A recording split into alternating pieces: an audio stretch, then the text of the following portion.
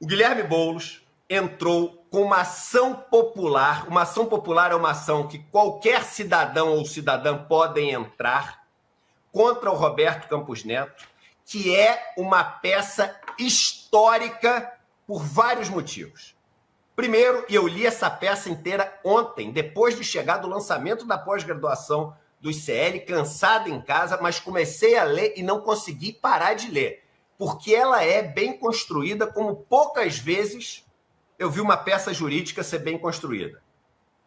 É extremamente, em todos os sentidos, a ordem lógica, a ordem cronológica, ou seja, no tempo, assim, a forma como ela é completa em registrar e trazer todos os eventos em que o Roberto Campos Neto ele cometeu assim absurdos e que até essa peça ser ali promovida e produzida pelo Guilherme Boulos, as pessoas, enfim, parecem ter esquecido. E ela tem muitas páginas, mas eu trouxe alguns pontos, se vocês me permitem, porque sobre o que ela fala? Elô, Panúzio, Vivi e William De Luca. Ela fala, basicamente, sobre a enormidade de conflitos de interesse que foram ali vividas pelo atual presidente do Banco Central do Brasil. E isso está conectado com o que a gente acabou de falar, Panúzio, porque esses conflitos de interesse foram conflitos de interesse que, neste governo, sempre espirraram para o lado de aumentar juros e de jogar estresse no mercado. Em momento algum durante esse governo, o Roberto Campos Neto veio botar panos quentes e nem sinalizar uma economia melhorando e que a gente poderia, dado a melhora da economia, entrar numa trajetória de queda de juros, que é o que eu te falei, que esse discurso que mexe expectativas, mexe a curva futuro e tem uma economia direta para o país da ordem de dezenas de bilhões. Ele não fez isso em nenhum momento. E aí vai falar, mas como é que ele ia fazer? Tinha motivo? Total. Porque até agora, até poucos meses atrás, quando os especuladores começaram a vencer essa luta, a inflação estava vindo sempre, eu pergunto para vocês, acima ou abaixo do que o mercado estava esperando? Abaixo. Abaixo. E o desemprego estava vindo acima também. ou abaixo? O desemprego estava vindo abaixo. O crescimento estava vindo abaixo ou acima? O crescimento estava vindo acima. Então, o que explica? O presidente do Banco Central está em todos os discursos dele sendo pessimista e colocando estresse no mercado, porque colocar estresse no mercado tem custo financeiro. Porque colocar estresse no mercado faz com que as pessoas pressionem pela alta de juros e 1% de juros no custo total da dívida é exatamente os 70 bilhões de reais que a turma agora está cortando e tirando dinheiro, esse na emergência, e depois a justiça tributária a gente vai lá para 2026. Ô, Edu, eu li a matéria do site sobre essa petição do Boulos. Ela é clara como água. Quando você olha a tabela dos investimentos dele e o tanto que elas são influenciadas pelo aumento dos juros e do dólar, qualquer um entende.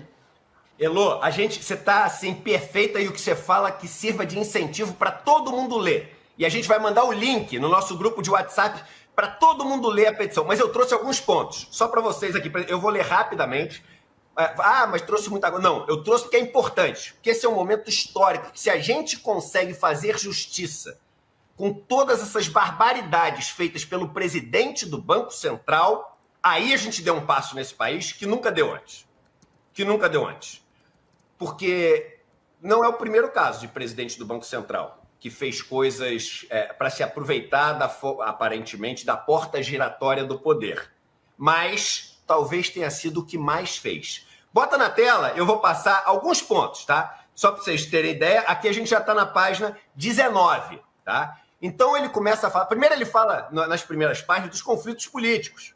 Então a gente está falando o seguinte, e vamos lembrar, né? No governo Bolsonaro foi aprovado a autonomia do Banco Central. O que quer dizer autonomia? Primeiro eles aprovam o seguinte, não pode demitir o presidente do Banco Central. Aí depois que aprova a autonomia, começa o Campos Neto a fazer conta para ver se o Bolsonaro está na frente ou não, vira ali o assessor dos grupos ali que estavam torcendo para o Bolsonaro, vai votar com a camisa do presidente, vai nas festas do presidente cantando música lá na festa do presidente de apoio ao Bolsonaro. Isso o presidente do Banco Central. O presidente é o que é o autônomo. Fala que ele se reuniu mais de 50 vezes com o Bolsonaro, com o presidente Lula. Nos 2 primeiros anos se reuniu só uma vez. Fala todos os conflitos políticos. Então a primeira parte da peça é espetacular porque lista todos os conflitos políticos. Mas aí entra nessa parte que é o seguinte, isso aqui é a peça escrita. O conflito material de patrimônio, de bens, do presidente do Banco Central. Como dito, linhas acima, para além do conflito político que marca essa gestão, tem também um conflito de ordem material, já que parte relevante dos ativos, dos bens, da grana do Campos Neto, estão concentrados em títulos de renda fixa, que são remunerados pela taxa de juros que ele escolhe, e a maioria deles atrelados à Selic, que é essa que ele tem aumentado, e não só tem aumentado, porque quem aumenta é o Copom em votação, mas o que aumenta a Selic é o clima, é a expectativa do país, e ele influenciou diretamente essa expectativa com as falas continuamente e repetidamente pessimistas, mesmo com um cenário que só melhorava. Veja só, os ativos milionários, e esse valor aqui, vocês vão ver que é muito maior que isso, só o valor declarado é de mais... Não, volta, só para eu terminar de ler aqui, rapidinho. É de mais de 50 milhões, é evidentemente sensível à flutuação da taxa de juros. E aqui uma coisa muito importante, tendo em vista só a parte conhecida, porque, e esse é o maior absurdo de todos, o Campos Neto é titular de cotas de fundo de investimento cujas aplicações são desconhecidas e sócio de empresas offshore em paraíso fiscal. Até hoje. E dentro do paraíso fiscal, o que tem dentro da empresa? Ninguém sabe. Pode ser qualquer coisa. Pode ser muito mais do que as pessoas imaginam. E vocês querem saber o valor? Aí põe a tabela, que é o que a Elô falou. Olha a tabela. Isso aqui é o patrimônio que o Campos Neto declarou. Aí tem ali o apartamento, casa, todas coisas multimilionárias. Casa no condomínio mais caro do Brasil, que é o Fazenda Boa Vista, etc. Mas aí vem os que são passíveis de conflito de interesse. Peacock Assets, sediada nas Bahamas, administrada pelo Goldman Sachs. Ele diz que tem um valor de patrimônio lá de 5 milhões e 200 mil reais. Esse é o valor que pode ser, a gente vai mostrar, pode ser contábil. Que às vezes você tem uma empresa e a empresa você pode colocar pelo valor contábil, mas a empresa pode valer muito mais. O que tem dentro desse Peacock? Ninguém tem ideia. Porque em paraíso fiscal ninguém tem como saber. Mas ele não tem só essa em Bahamas. Ele tem a ROCN, que deve ser de Roberto Campos Neto, que fica nas Ilhas Virgens Britânicas. 19 milhões de reais. Não sabe se também se é valor contábil, se é muito mais do que isso. O que tem lá dentro? Ninguém sabe. Ele tem a Darling International, nas Ilhas Virgens Britânicas. Quanto tem? 13 milhões de reais. O que tem lá dentro? Ninguém sabe. Tem aplicações em renda fixa aqui no Brasil, em vários títulos diferentes, e certamente vários desses, e isso é uma das coisas que é pedida, devem ser atrelados à Selic. Só essa aplicação, mais de 55 milhões de reais. Independente de ser atrelada à Selic ou não, toda vez que a taxa de juros sobe, a remuneração de CDBs, LCIs, LCAs e CRAs e debêntures, no tempo, sobem também. Se é pré-fixado, não sobe imediatamente, mas no tempo, quando ela é renovada, vai subindo. E fundos de renda fixa e ação no país, no Credit Suisse, né, Reding Grifo, 13 milhões de reais. Então, só em vermelho, se você fizer uma soma rápida, tá aqui, ó, 50, 80, 100, 105 milhões de reais. 105 milhões de reais. 1% para cima significa 1 milhão de reais a mais por ano. Eu estou falando de uma Selic. Só que tem um pedaço desse que é totalmente obscuro, que é a parte do paraíso fiscal. Mas vamos para a próxima página. Vamos lá que eu separei para vocês, assim, trecho, mas vale ler tudo. Próxima página. O que Campos Neto deixou de explicar é o que tem nessas empresas offshore e como é que ele chegou nesses valores que ele declarou. Ou seja, ele está falando o capital social dessas sociedades, que é só contábil e formal, que não tem nada a ver com o valor de mercado, que pode ser muito mais alto, ou está falando do valor patrimonial de verdade? Porque é muito possível, diz a ação, e até provável que a Peacock Assets, por exemplo, que fica em Bahamas, paraíso fiscal, administrado pelo Goldman Sachs, tenha um valor contábil de pouco mais de 5 milhões de reais, mas que, sob a sua gestão, tenham várias empresas offshore e vários outros ativos muito mais valiosos. Ninguém sabe. Só que ninguém sabe. E ele é o presidente do Banco Central. O Edu, sabe o que a gente sabe? O que a gente sabe, nós, seres mortais comuns, que esses números aí passam por uma estratosfera que é irreal para mim. Mas eu sei que esses números são influenciados pelas decisões que ele toma. Os investimentos dele crescem dependendo do que ele decide a respeito de entrar no mercado comprando dólar ou não, ou aumentar a taxa de juros ou não. Ele fica mais rico. Exatamente. E Elô, e só falar sobre os conflitos políticos, eu falei, vale a pena ler, porque assim, tem ele, durante esse período, autonomia do Banco Central, não sei o quê, ele se reuniu em jantar com Tarcísio de Freitas, principal adversário do Lula, e saíram do negócio com os jornais todos falando que eles tinham deixado combinado de virar o ministro da Fazenda do Tarcísio. É absolutamente insano o negócio. Mas vamos continuar. Olha só, os trechinhos. Eu peguei só os trechinhos que aí dá para entender quase que a peça inteira. Põe o próximo trechinho. Pode botar o próximo, por favor. Vamos lá. O próximo trecho. 83. Você vai ver. Eu estou pegando de 65 para 83. Tem muita coisa. No caso subexânime, como visto, verifica-se 2 tipos de conflito. Política e de interesse financeiro ou econômico. Ambos os conflitos enquadram-se no artigo 5º, inciso 1, 2, 3, 4 da Lei 12.813 de 2013, que qualifica eles como atos de improbidade administrativa. Está aqui, ó, o artigo 12. O agente público que praticar os atos previstos no artigo 5 e 6º desta lei incorre em improbidade administrativa na forma do artigo que está aqui descrito, quando não caracterizada quaisquer das condutas descritas no artigo 9 e 10 daquela lei. Põe o próximo trechinho, ou seja, está muito bem estruturada juridicamente a peça. Além disso, de acordo com o Código de Conduta da Alta Administração Federal, exige-se que a autoridade pública informe à Comissão de Ética o recebimento de quaisquer propostas de trabalho ou negócio futuro no setor privado. E por que esse é o problema? Porque nesse caso, olha o item 85, o presidente do Banco Central, ao que parece, tem recebido inúmeros convites para assumir cargos de CEOs em grandes bancos de varejo, instituições de investimento e gestoras de ativos de diversos portes. Só que não apresentou nada, nenhuma delas teria sido apresentada à Comissão de Ética Pública. As pessoas só sabem pela imprensa, que diz que ele vai abrir uma empresa de fintech em Miami, que está recebendo um monte de propostas, que os bancos estão disputando ele. Vamos para o próximo item aqui, tem mais 2 só que eu separei para vocês. E aí, pede-se nessa ação, essa é a parte mais importante. O que estão pedindo? Estão pedindo para prender, estão pedindo para... Não, nada disso.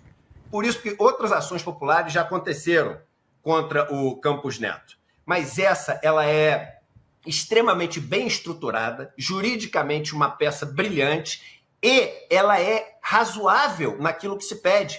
E por isso, juristas com quem eu conversei falaram o seguinte, essa peça, essa é o seguinte, essa o cara vai ter que se explicar, que não se pede nenhum absurdo. O que estão pedindo? Primeiro, a documentação relativa às empresas nacionais ou internacionais que ele figura como sócio investidor. Ele tem que mostrar isso.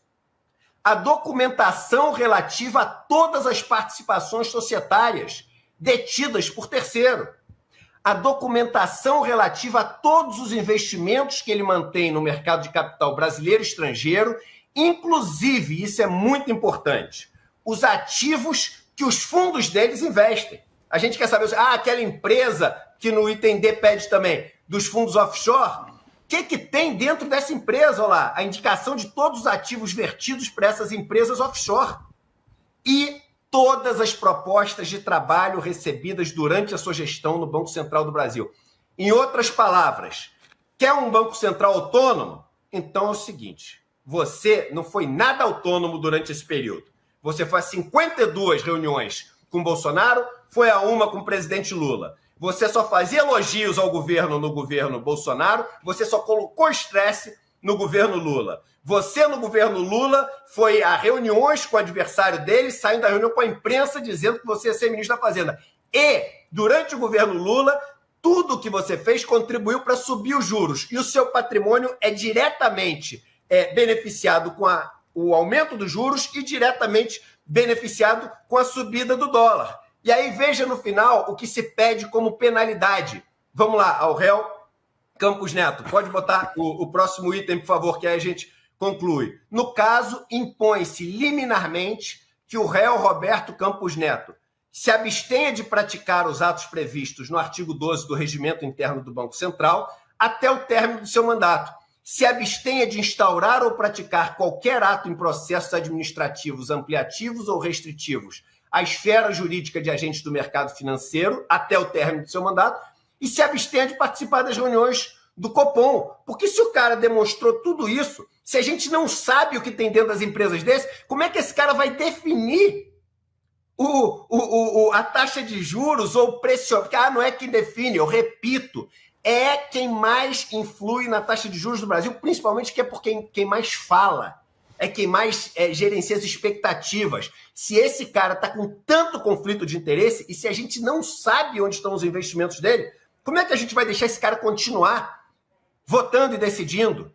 E aí tem uma parte, eu não sei se eu coloquei também, a última, que é importante, que eles falam o seguinte, olha, em tese, e aqui é importante, é imprescindível, eles também pedem, a quebra de sigilo bancário, fiscal e telemático para que sejam apuradas a atuação de outros grupos econômicos ou não econômicos, políticos, e obtenção de vantagens reprováveis a partir do exercício do cargo. Porque se esse cara estava em reunião, em jantar com o adversário, teve uma reunião no Rio de Janeiro, na casa de um apresentador famoso de televisão, com um monte de empresário também, o que esse cara estava conversando com essa turma toda?